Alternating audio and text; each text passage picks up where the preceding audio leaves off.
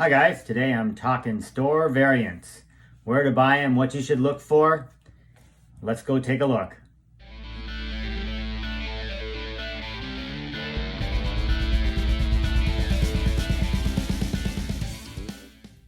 Alright, so here we go.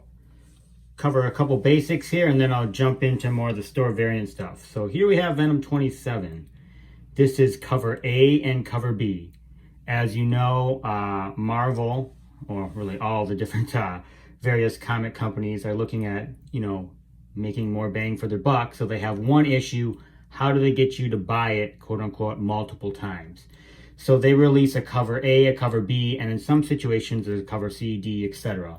All those are available for cover price, and comic shop or online store could sell them. They just need to order them and get them in stock and sell them to you. They should be, quote unquote, selling them at cover price. In this scenario, it'd be $4. Obviously, things get marked up. But in order to sell even additional copies, Marvel, more Marvel than anyone else, but some obviously others, Image, etc.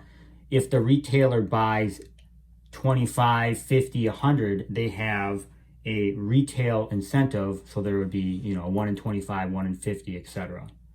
But even beyond that, so those are all the covers issued by the publisher. There could be a store that has a relationship with a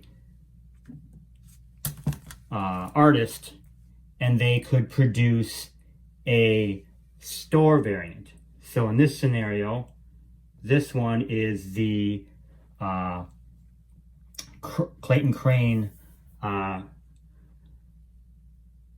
Venom 27, the Virgin. They're the trade and a Virgin.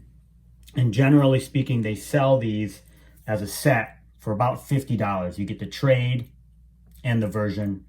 And what I try to do is buy the set for $50, sell the trade for as much as I can get, and then keep the Virgin for myself. Very common, lots of people do it.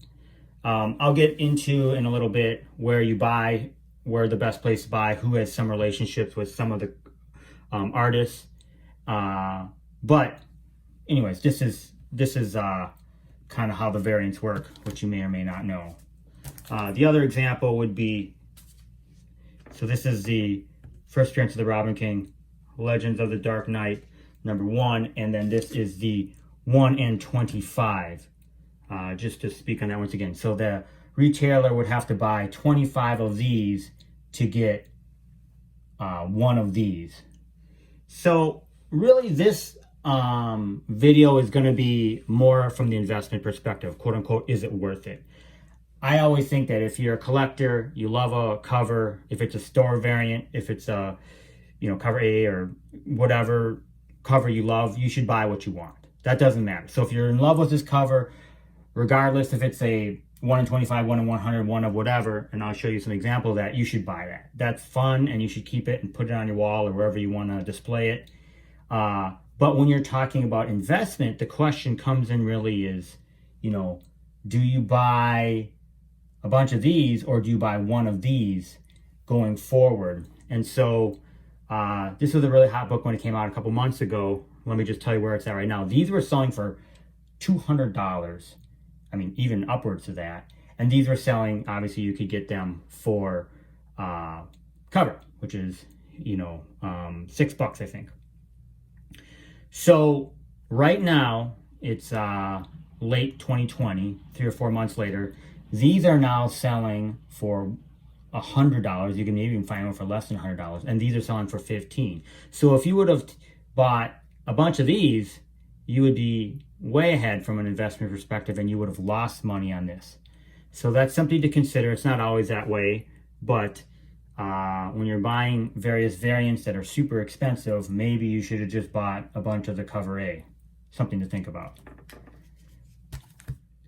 Okay, so here's another example of not store variants, but incentive variants. Here's the cover A, first appearance of the Black Winter, and the 1 in 25. So these initially, obviously, the initial price was $4. So when you're looking at a 1 in 25, they always say whatever the ratio is, what should it sell for? So 1 in 25 should sell for 25. This initially, I think, was out the door selling might 100 plus dollars, maybe $200. It's a really expensive book. And this one, obviously, I got at the local comic book. So this one right now is selling for around $50. And this one is, I looked it up, is selling around $150, $200. Once again, so if you purchase this for $150 or $200, you're about dead even right now. Whereas this one, if you got it for $5, it's worth $50 now. So it's not always this way, but once again, maybe you should have just bought a bunch of these rather than one of these. I'll add one other to the mix here, which is this Silver Surfer number 5. There's really no significance other than this is a freaking awesome cover with Silver Surfer and Noel. But this is the 1 in 200. Initially, these were selling for $300-$400. I was able to grab this one for $110. So if it's a 1 in 200, like we said, probably should sell around 200. And when they came out the door, they were selling for that much. Now, like I said, you can grab these anywhere raw, anywhere between $100 and $200, but definitely under $200. Okay, so let's talk about the first type of store variant I want to talk about. These are generally sold at Unknown Comics. They are other places too. I'll have links below to all these different various online retailers, but that's my go-to. So this is Thor 4, the cameo of the Black Winter. This is the second print. So this is the one that Marvel issued as a second print, and Unknown Comics and some other vendors often will have the version of this. So it's a store, considered a store variant. Marvel didn't put this out, but it's so similar that it almost is considered, and people sometimes get confused thinking that this one was issued by by Marvel, by the publisher, but it's not. But these do sell, especially if this one were to be hot. This one would sell for quite a bit. Something you've seen, there's a Silver Surfer Black one that is like this. I'll just throw it up here. This is the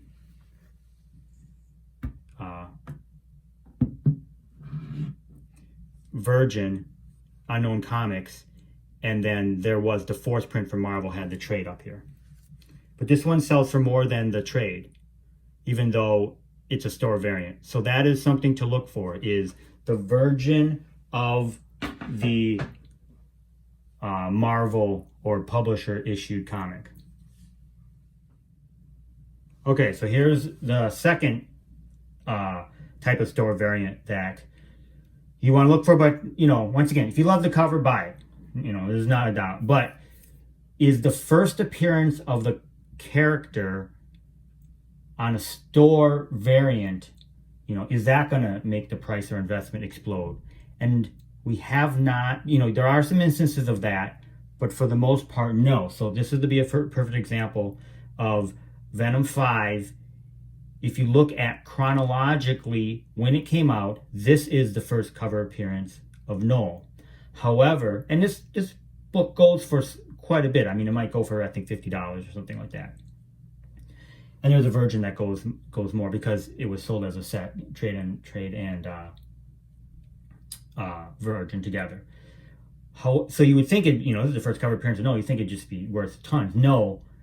Later, a month later, the third printing of Venom 3 came out with Noel on the cover, issued by Marvel or the publisher. And that one is considered the first cover appearance, and that one is worth, $1,000. Or raw, it's probably worth, $300, $400, $500, and a 9A is probably worth $1,000. So if you're thinking the store variant, oh, this is the first cover appearance of that character, be very careful in thinking that's really going to, and this is an awesome cover, it's really going to catch on. So this would be an example of the Void Knight. So the Void Knight, first appearance was actually in Silver Surfer Black 2. This is Silver Surfer Black 5. This is a store variant. So we haven't seen the Void Knight again after Silver Surfer Black 2. So we don't know when he or she's going to show up. So the question is this going to be worth something? We don't know. Right now, this one does sell for quite a bit. Maybe $50 raw or something like that.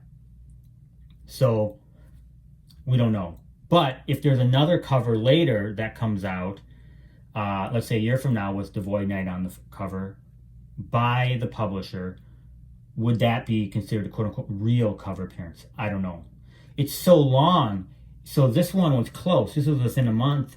So maybe because this one came out and then the Marvel or the publisher one doesn't come out for, let's say, a year later, maybe it's the time is so much that this one's considered the first cover appearance, even though it's a store variant. We don't know. These are things that we don't know. But definitely be careful of a first cover appearance on a store exclusive. There's another example of that, I think, of Dylan Brock too. Here's a couple more store variants that I got. This one, for example, just to give you the numbers, is the X-Men 10 Mayhew variant, which is unbelievable in my mind. Homage to one of his other covers. And I got the trade and the Virgin and sold the trade, just like I mentioned.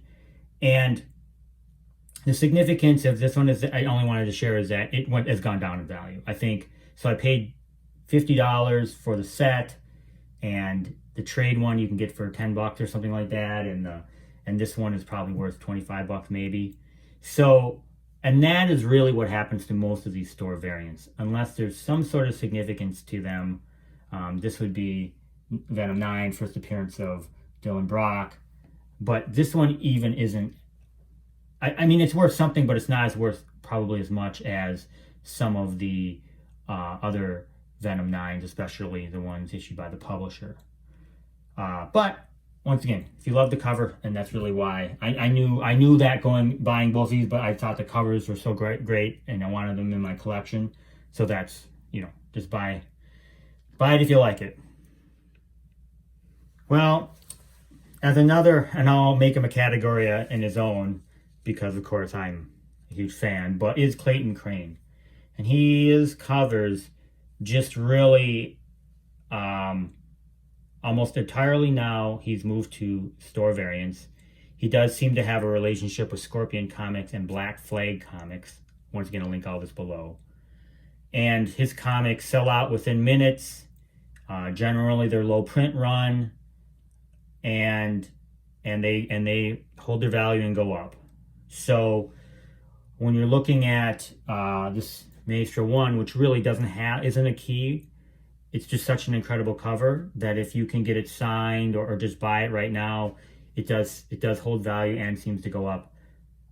This one is the one I think a lot of people are like thinking this what should happen for every store variant, which is the Venom 7, and he's homaged this multiple times, as you know.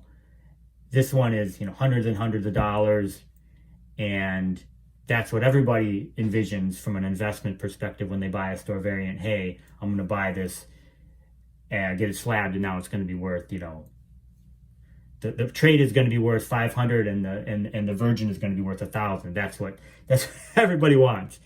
But Clayton Crain, maybe some of the Peach Momoko stuff, but really not. Delato, there's obviously some others I'm probably missing, and I'm really talking about the last couple of years here, that their store incentive variants, his store incentive variants are at another level. And so something you can definitely look at, but you have to be right on it if you want to grab them. So what conclusions can be made here? Now, as a guy who's bought a ton of store variants, and I just ordered a couple more, I mean, you always want to, buy what you want as a collector. But from a collecting investment perspective, the incentive variants and the store variants, it's buyer beware. Most of the research that I did showed that many of them went down in value over time. And really the only guy that I could seem to hold a lot of value on a consistent basis was Clayton Crain. There could be, and Delato, I think you can find some examples of his that have done quite well. But it's, I think that you have to look at what you want to do. And in a lot of situations, like I said, there were times where even the store variants, the incentive variants, the 1 in 25, although it's fun to have, probably should just bought a bunch of their cover A's. Once again, we're looking at it from an investment perspective. Either way, I appreciate you guys watching my video. Like and subscribe. I'll talk to y'all soon.